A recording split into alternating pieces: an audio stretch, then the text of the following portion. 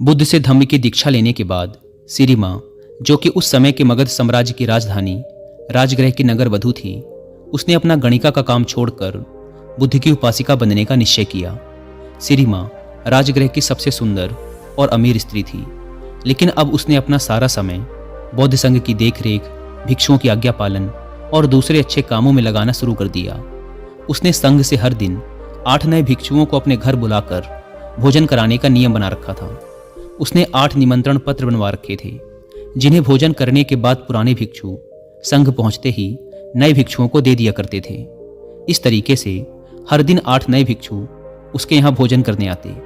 सिरिमा भोजन करने आए भिक्षुओं को अपने हाथों से भोजन परोसती और उन्हें उचित आदर सम्मान देती। भोजन सबके लिए पर्याप्त और बहुत ही स्वादिष्ट होता था। एक दिन की बात है, 8 में से एक भिक्षु, जो कि उस दिन सिरिमा के घर से भोजन ग्रहण करके लौटे थे, आश्रम में आने के बाद से बड़ा ही उतावला और प्रसन्न प्रतीत हो रहा था। तो आश्रम के कुछ अन्य भिक्षुओं ने उस भिक्षु से सिरिमा के घर के भोजन के बारे में पूछा।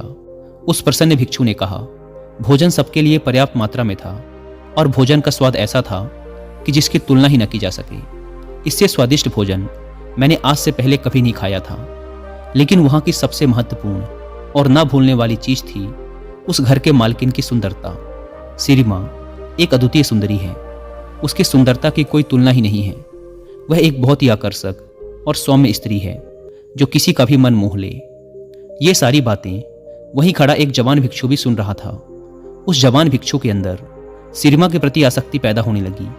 उसने सोचा, जब वह इस भिक्षु की बातों में इतनी सुंदर लग रही है, तो वह असल में कितनी सुंदर होगी। उसके मन में सिरिमा की सुंदरता की अलग अलग तस्वीरें उभरने लगी। वह उस स्त्री के प्रेम में पड़ चुका था, जिससे वह अभी तक मिला भी नहीं था। उसने पता लगाना शुरू कर दिया कि सिरिमा के घर भोजन के लिए कैसे जाया जा सकता है। बहुत प्रयास करने के बाद उसने एक भिक्षु से अगले ही दिन का निमंत्रण पत्र प्राप्त कर लिया, क्योंकि अब वह सिरिमा के लिए एक दिन का भी इंतजार नहीं कर सकता था। वह उस रात ठीक से सो भी न सका, क्योंकि वह पूरी रात सिरिमा के बारे में ही सोचता रहा। लेकिन उसी दिन सिरिमा अचानक बहुत बीमार पड़ गई। वह अपने सारे गहने और सजावट की वस्तुएं उतार कर बिस्तर पर सोने चली गई। इसीलिए जब वह प्रेमी युवा भिक्षु सिरिमा के घर पहुंचा, तो नौकरों ने उसका स्वागत किया और उसे भोजन परोसा। यह देखकर उस युवा भिक्षु को बहुत क्रोध आया और वह अंदर ही अंदर बहुत दुखी हुआ। जब सिरिमा को पता चला कि भिक्षु भोजन के लिए बैठ गए हैं, तो उसने उनके प्रति अपना सम्मान जताना चाहा। उसने अपने नौकरों से कहा, भोजन कक्ष तक पहुंचने में मेरी मदद करो। नौकरों की मदद से दर्द में कराहती सिरिमा धीरे धीरे चलते हुए भोजन कक्ष में पहुंच गई। वह पसीने से लथपथ थी और उसका पूरा शरीर बुखार से कांप रहा था।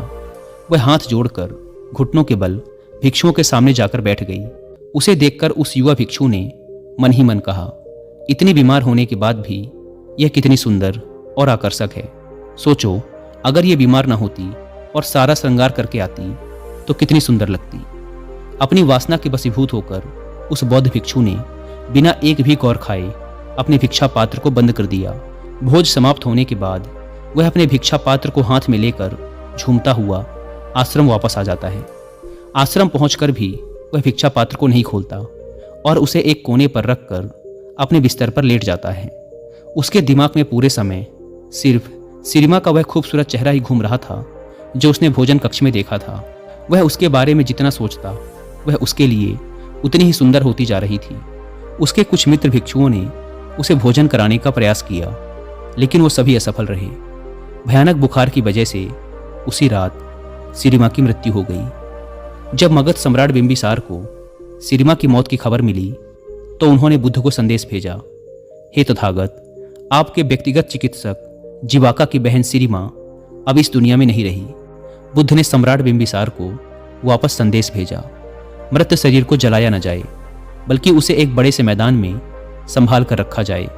चील, कौवे और दूसरे जानवर शरीर को नुकसान न पहुंचा पाए, इसके लिए कुछ पहरेदार मृत शरीर के आसपास तैनात कर दिए जाएं। 3 दिनों में मृत शरीर सड़ चुका था। शरीर के फूलने की वजह से चमड़ी फट गई थी और उसमें से कीड़े निकलने लगे थे। आसपास का सारा वातावरण दुर्गंधमय हो गया था। बुद्ध के कहे अनुसार सम्राट बिंबिसार ने पूरे नगर में यह घोषणा करवा दी कि कल सुबह राजगृह के सभी युवा पुरुषों को सिरिमा के शरीर का अंतिम दर्शन करने राज मैदान पर पहुंचना है और जो भी व्यक्ति इस आदेश का पालन नहीं करेगा उस पर 8 सोने के सिक्कों का जुर्माना लगाया जाएगा। दूसरी तरफ उस युवा प्रेमी भिक्षु ने पिछले 4 दिनों से कुछ भी नहीं खाया था। उसके भिक्षा पात्र में रखा भोजन पूरी तरह से सड़ चुका था और उसमें से कीड़े निकल रहे थे। उस भिक्षु का एक मित्र उसके पास आया और बोला, मित्र, बुद्ध सिरिमा को देखने जा रहे हैं। सिरिमा शब्द की आवाज कान में पड़ते ही उस भिक्षु के अंदर अचानक से ऊर्जा लौट आई और वह तुरंत उठकर खड़ा हो गया। उसने अपने भिक्षा पात्र में से उस सड़ रहे भोजन को बाहर फेंका और उसे अच्छी तरह से साफ किया। जब वह भिक्षा पात्र से भोजन को फेंक रहा था तब उस भोजन से निकल रहे कीड़ों की तस्वीर उसके मन की गहराइयों में बैठ गई। भिक्षा पात्र साफ करने के बाद वह भी आश्रम के बाकी भिक्षुओं के साथ राज मैदान की तरफ चल पड़ा। राज मैदान पर युवाओं की एक बड़ी भीड़ पहले से ही इकट्ठा हो रखी थी। बुद्ध अपने भिक्षुओं के साथ एक ओर बैठ गए, दूसरी ओर सारी भिक्षुणी बैठ गई। एक ओर सम्राट बिंबिसार अपने मंत्रियों और सैनिकों के साथ बैठ गए और उनके ठीक सामने राजगृह के सारे युवा और उनके पीछे नगर की बाकी जनता बैठी हुई थी जो बुद्ध में आस्था रखते थे। राज मैदान पूरी तरह से शांत और गंभीरता से भरा हुआ था। तभी वहां की शांति को भंग करते हुए बुद्ध ने प्रश्न किया, सम्राट, ये सामने पड़ी मृत स्त्री कौन है? सम्राट ने उत्तर दिया, सिरिमा, जीवाका की बहन और राजगृह की नगरवधू। यह सुन बुद्ध ने कहा, सिरिमा, राजगृह की नगरवधू, चलो अभी सच्चाई का पता लगाते हैं। बुद्ध ने थोड़ा ऊंची आवाज में कहा, आप में से जो भी व्यक्ति 1000 सोने के सिक्के देगा वह सिरिमा के साथ एक रात बिता सकता है। इतना कहकर बुद्ध भीड़ की तरफ देखने लगे।